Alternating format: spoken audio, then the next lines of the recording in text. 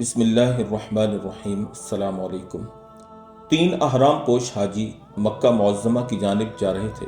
ایک اونٹ پر کھانے پینے کا سامان اور زاد راہ تھا۔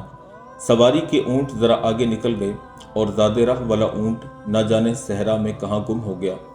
کوئی دائیں دوڑا تو کوئی بائیں، میلوں ڈھونڈتے پھرتے رہے، لیکن نہ معلوم اونٹ کو زمین نگل گئی یا آسمان کھا گیا کہ اسے نہ ملنا تھا اور نہ ملا۔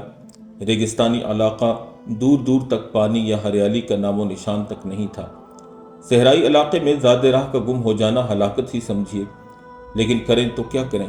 چلتے رہے کہ نا امیدی کے اس کھٹا ٹوپ اندھیرے میں امید کی کرن نظر آئی۔ رات کا وقت تھا، ایک چراغ ٹمٹماتا ہوا دکھائی دیا۔ تینوں مسافر تیزی سے اس چراغ کی روشنی کو تلاش کرتے ہوئے آگے بڑھے۔ جا کر دیکھا تو ایک خیمہ ہے اور اس میں تنہا ایک بوڑھی عورت اور ایک بکری ہے۔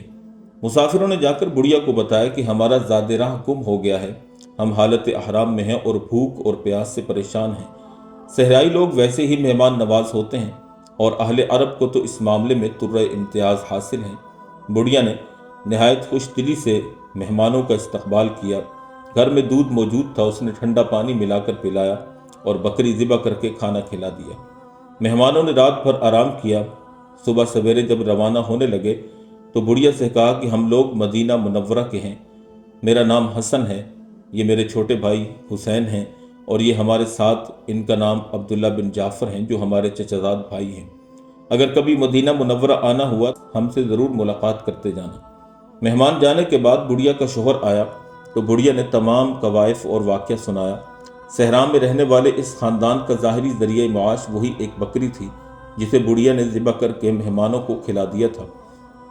شوہر اس بات کو سن کر بہت پریشان ہوا اور اپنی بیوی سے کہا کہ تجھے بکری ذبح نہیں کرنا چاہیے تھی۔ بیوی نے اللہ پر بھروسہ کرتے ہوئے کہا کہ اللہ ہی مالک ہے۔ کچھ ہی دنوں بعد ایسا اتفاق پیش آیا کہ بڑھیا کو اپنے شوہر کے ساتھ مدینہ طیبہ جانا پڑا، محض اس خیال سے کہ شاید امام حسن اور حسین یہ سمجھیں کہ بڑھیا اپنے احسان کا بدلہ لینے آئی ہے۔ بیوی اور شوہر نے ان سے ملاقات نہ کی، مگر حسن اتفاق کہ ایک دن امام حسن رضی اللہ تعالی عنہ نے بڑھیا کو بازار میں دیکھ لیا اور اسے اس کے شوہر کے ساتھ گھر لے آئے۔